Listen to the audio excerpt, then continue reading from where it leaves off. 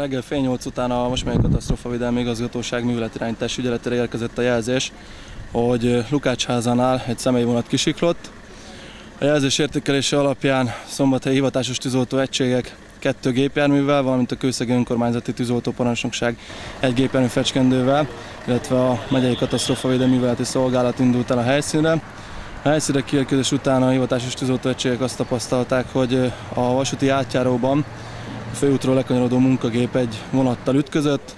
A munkagép az árokba borult, a személyvonat pedig kisiklott, az első kocsi kisiklott.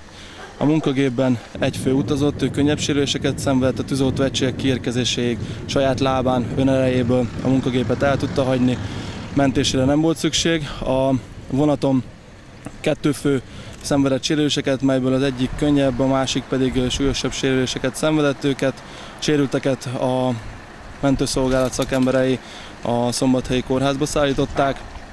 Jelen pillanatban teljes vasúti pályazár van a helyszínen, az utasokat, illetve a közlekedést vonatpótló buszokkal oldja meg a GYESEV.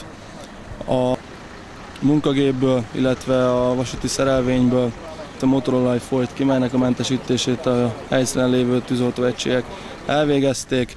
A vonatból, illetve a munkagépből személyt kimenteni nem kellett.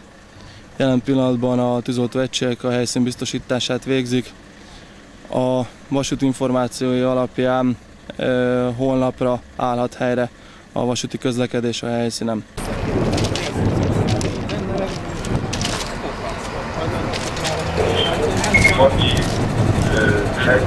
A helyszínen a vasúti közlekedés a helyszínen